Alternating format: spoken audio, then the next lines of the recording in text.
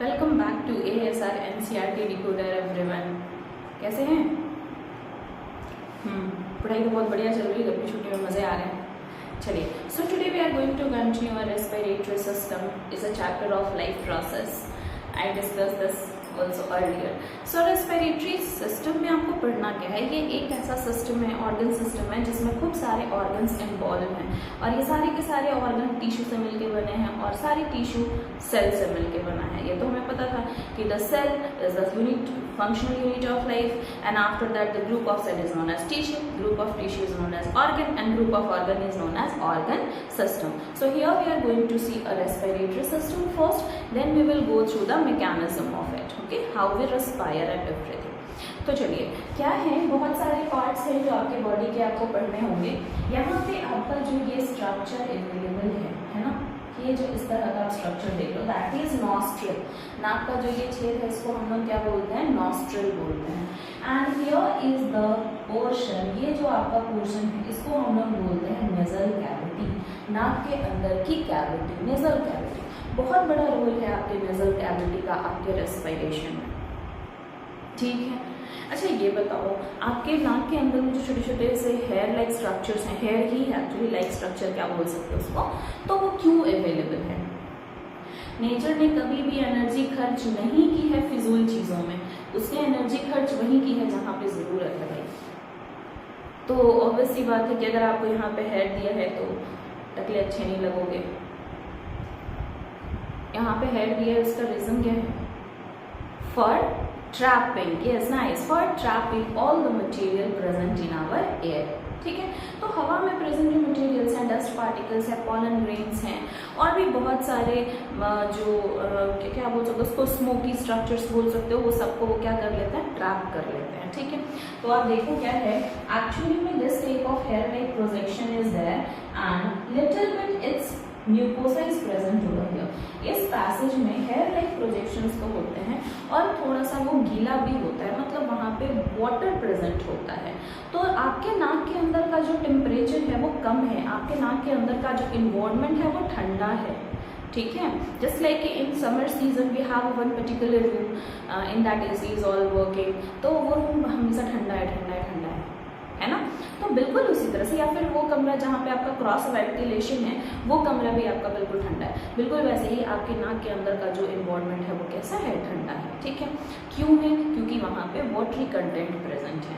अब बात है कि भाई नाक के अंदर हम लोग को हमेशा जब भी सर्दी होती तो पता चलता है कि नाक से पानी बह रहा है, सर्दी नहीं है तो भी क्या अंदर पानी है, बिल्कुल है।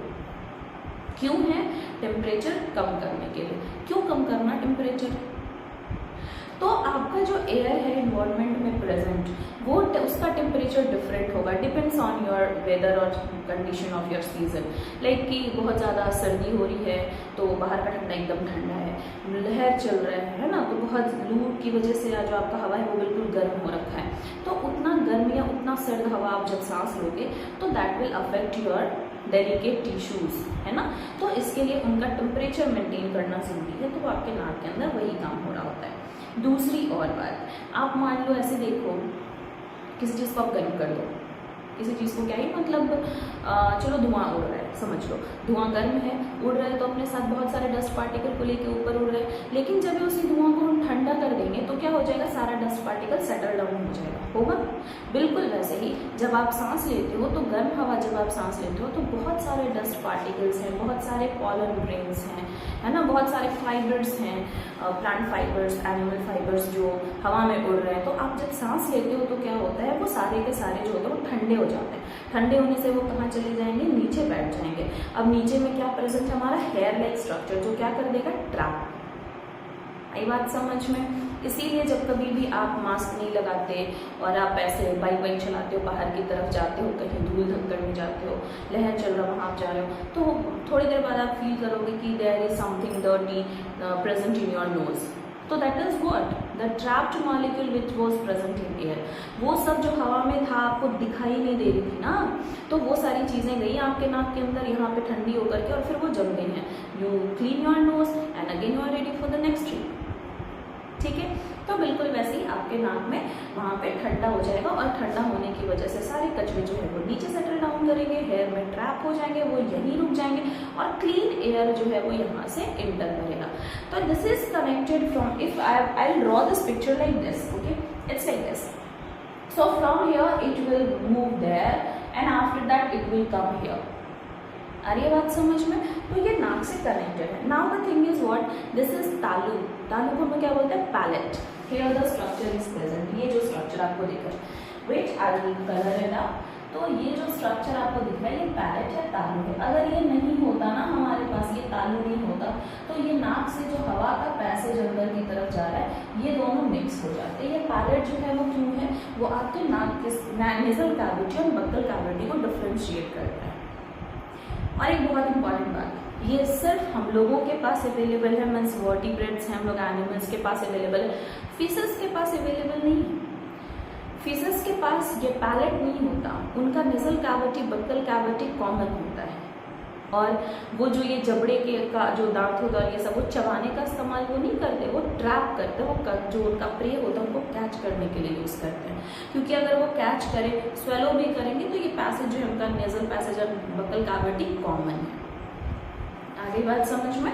तो this is the palate. Palate भी हम लोग डाइजेस्टिव सिस्टम में पढ़ चुके थे। Palate, the front palate is known as hard palate and back palate is known as soft palate. Okay, now what is it here? नाक से यहाँ आपका एंटर करता है, here some hair like projection was there, यहाँ पे कुछ hair like projection थे जो आपके सारे के सारे कचरे को यहीं पे ट्रैप कर लिया, क्लीन कर लिया, ठीक है। And now your air molecule is travelling with this passage, यहाँ से वो चल के आ रहे हैं, ऐसा आ रही है बात समझ में? ठीक है, तो वो ग्लैंड तो हम लोग डाइजेस्टिव सिस्टम में पढ़ ही लिए थे, तो हम यहाँ नहीं बताने जा रहे। Here your parotid gland is present. Now come here, आपके इस पूरे के पूरे पैसेज में इस तरह से रिंग्स लगी होती हैं, rings. This is a wind pipe, wind pipe known as trachea, और इसको आप क्या बोलते हो? इसको आप बोलते हो रिंग्स। रिंग्स लगी हुई है। भाई रिंग्स क्यों लगी हुई है? रिंग्स क्यों लगी हुई है? Okay, so here the situation is what, कि आपका जो ये पैसेज है ये कोलैप्स ना कर जाए। अगर आप लोग कभी गांव में रहे हों, खेती वेती देखे हों कभी भी, और अगर नहीं देखे हों आप बच्चे, तो प्लीज़ अपने पेरेंट्स को बोलिए कि कभी ले चलिए पापा हमें गाँव घुमाने के लिए, और ये सारी चीज़ें देखनी चाहिए, समझनी चाहिए आपको, है ना, बहुत ज़रूरी चीज़ है। क्या है कि आप जब हम लोग वाटरिंग सिस्टम करते हैं, हम लोग जो पानी पटाने का प्रोसेस काम करते हैं हम लोग, उसमें दो तरह के पाइपलाइन का यूज़ करते हैं। One was a green in a colour, एक ग्रीन कलर का पाइप होता है जो बहुत मोटा सा होता है, एंड वो हमेशा फ्लफी रहता, फुला रहता है ना। वो पाइप जो है वो हमेशा फुला हुआ रहता है। आप उसको मोटर पे लगा दो और वो पाइप का जो डायमीटर है वो फिक्स है, आपको पानी पास होता जाएगा उसमें से, ठीक है। ग्रीन कलर की जो आती है, maximum most of you people know about it. और जो आपका एक और पाइप होता है, मतलब हम लोग पानी प्रोवाइड करने के लिए यूज़ करते हैं, that is of white in a colour. और वो वाइट कलर वाला पाइप होता है कि जब उससे पानी जा रहा होता है तो उसका डायमीटर बढ़ जाता है, वो फुल जाता है, और जैसे ही पानी गया वो पिचक जाएगा, ऐसा होता है। देखिए, नहीं, पाइप वॉज गोइंग देयर, है ना, एक इस तरह का व्हाइट कलर का पाइप होता है, पानी जा रहा तो वो बिल्कुल से फ्लफी है ना, फुला हुआ है। जैसे ही पानी चला गया वो फ्लैट हो गया, चिपक गया, you can fold it properly. But जो ग्रीन वाला होता है ना, ग्रीन वाला को आप ऐसे रोल करोगे, क्योंकि ग्रीन वाला का जो पैसेज है वो बिल्कुल फिक्स होता है, उसके पैसेज को आप बढ़ा घटा नहीं सकते, उसके डायमीटर को बढ़ा घटा नहीं सकते। क्यों? उसमें रिंग्स लगी होती हैं। देखियो, उसको जब छू के देखोगे तो यू विल फील कि छोटी छोटी हरे रंग की चूड़ियाँ वो सारे सेट किए हुए एक के ऊपर एक, एक के ऊपर एक, ताकि वो कभी भी सिकुड़े नहीं। आ रही बात समझ में? तो इसीलिए हमारे पास, हमारे ट्रैकिया के पास क्या है? रिंग्स है, ताकि वो सिकुड़े नहीं। जब हम एक्सहेल कर दें, सांस छोड़ दें, तो हमारा ट्रैकिया जो है वो सिकुड़ ना जाए। सिकुड़ जाएगा तो फिर हम सांस नहीं ले पाएंगे। इसलिए हमारे पूरे विंड पाइप में क्या प्रेजेंट है? यहाँ रिंग्स प्रेजेंट है, ठीक है। नाउ वी नो कि why rings are present. Rings present, ये बात तो हम पढ़ चुके कि रिंग्स क्यों प्रेजेंट है ना। Why rings is present? Now the second point is half ring is only present. ये बात भी बहुत जरूरी है कि ये जो रिंग्स आप देख रहे हो ये हाफ रिंग है। हाफ रिंग किसको बोलते हैं? हाफ रिंग कहने का मतलब wait, I'll show you my hand. I'm wearing bangles. So what is it? This is the ring. ये चूड़ियाँ हैं, तो ये पूरी साइड से कवर की हुई हैं। आ रही है बात समझ में? But if it will present like this, आगे रहती और पीछे नहीं रहती, तो ये क्या हो जाती? हाफ। आ गई बात समझ में? हाफ रिंग क्या है? wait, I'll explain it properly. So this is your wind pipe and this one is your foot pipe. आपका फुट पाइप यहाँ पे है और आपका ये विंड पाइप है, ठीक है। ये नाक से चल के, इधर से नाक से चल के आ रहा है ये विंड पाइप आगे की तरफ, और पीछे से ये यहाँ माउथ से आके यहाँ पे क्या होता है ऐसे फुट पाइप। तो this is the foot pipe, wind pipe. अगर ये विंड पाइप में फुल रिंग्स होती तो हमारा जो पीछे से फुट पाइप आ रहा है उस फुट पाइप को देखो यहाँ पे प्रेशर, इसका प्रेशर लग रहा है ना, तो ये प्रेशर लगता, और प्रेशर लगने से इसमें क्या हो जाता? पेन सेंसेशन होता, दर्द होता, because it is a very smooth muscle. ये स्मूथ मसल से बना हुआ है ना, पेरिस्टाल्टिक मूवमेंट करता है तो ऑब्वियस सी बात है मसल होंगे मतलब कॉन्ट्रैक्शन रिलैक्सेशन होगा, ठीक है। तो ये स्मूथ मसल है, तो यहाँ पे अगर ये प्रेजेंट है, ये रिंग्स पूरी तरफ से घेरे हुए रहती हैं आपके विंड पाइप को, तो आपका विंड पाइप कोलैप्स नहीं करता, एकदम सही बात है। लेकिन हमारे फुट पाइप को प्रॉब्लम होने लगती, तो अब नेचर ने देखा कि भाई जब हाफ रिंग भी वही काम करेगा, हमारे ट्रैकिया को, हमारे विंड पाइप को सिकुड़ने नहीं देगा, तो ये पीछे की हाफ रिंग्स को देने की क्या जरूरत है? इसको हटा देते हैं and it will be more better for the foot pipe. तो हमारे जो रिंग्स होती हैं वो कैसी होती हैं? आधी होती हैं, आगे साइड से रिंग्स होती हैं, पीछे साइड से नहीं होती। You will feel the rings here, आप उसको यहाँ छू के देखो, आपको फील होगा यहाँ पे कुछ रिंग्स जैसे। तो this is your rings present in front, और ये आपका विंड पाइप है, इसके पीछे में जो फुट पाइप प्रेजेंट है, तो ये रिंग्स हाफ होते हैं। It's like here, see it's my trachea, my wind pipe, और इसके पीछे में क्या प्रेजेंट है? Food pipe. तो ये जो रिंग्स हैं that is very half, I am able to touch it, you also can do, have it, see this is a wind pipe and below it there is a foot pipe here, okay। और ये rings होती हैं, आधी rings होती हैं। Now you come to know why the rings are half and why rings are present. So this is very important question, and maximum जो आप कहीं आप एंट्रेंस एग्जामिनेशन देते हो और किसी तरह का कॉम्पिटिटिव एग्जाम फेस करते हो, तो इस तरह के क्वेश्चंस एग्जामिनर्स के एकदम फेवरेट क्वेश्चन है, ये पूछते ही क्योंकि ये बहुत जनरल चीज़ है जो आपको पता होनी चाहिए। So this is important questions, आप लिख सकते हो। यू कैन मोल्ड और frame your question by yourself, I am not going to write the things in a question form. आप अपनी तरफ से जैसा भी क्वेश्चन लिखना चाहो लिख सकते हो। सो व्हाट इज इट? रिंग्स क्यों प्रेजेंट है और रिंग्स हाफ रिंग्स क्यों प्रेजेंट, ठीक है। चलिए आगे देखते हैं। तो अब बात है, हमारा जो ट्रैकिया है वो जैसे ही पहुंचता है यहाँ पे हमारे दोनों लंग्स के पास, तो वो दो भाग में डिवाइड हो जाता है, ठीक है। तो हम लोग दो भाग में डिवाइड हुआ। अब ये कैसे जानेंगे कहाँ पे डिवाइड हुआ, ठीक है। तो आप जब अपनी ये रीढ़ की हड्डी को पढ़ोगे तो then you come to know कि आपकी जो रीढ़ की हड्डी है वो ऐसे है, ठीक है। यहाँ पे कुछ दूर तक गर्दन की हड्डी है, ठीक है। फिर थोड़ी दूर तक आपकी रिब्स की हड्डियां हैं, फिर आपके कमर की हड्डी है, एंड देन आपकी पूंछ की हड्डी है। ये 4 सेक्शंस में बटे होते हैं, ये फिर आगे जाके यहीं पे मर्ज हो जाएंगे, वो हम लोग स्केलेटल सिस्टम में पढ़ेंगे। तो ये गर्दन वाली हड्डी को हम लोग क्या बोलते हैं? सर्वाइकल बोन, और इसको हम लोग क्या बोलते हैं? थोरैकिक बोन, ठीक है। तो थोरैकिक बोन कितने होंगे? 12, 1 2 3 4 5 6 7 8 9 10 11 12, ठीक है। तो 5वां वाला जो हमारा बोन होगा, जब पीछे से काउंट करेंगे तो जब हम लोग थोरैकिक के 5वें बोन के पास पहुंचेंगे, वहां पे आके ये डिवाइड हो जाएगा। कहाँ पे? 5वें बोन के पास, थोरैकिक 5 बोन के पास। क्लियर हो गया थोरैकिक बोन किसको बोल रहे हैं, क्यों काउंट कर रहे हैं हम लोग, है ना।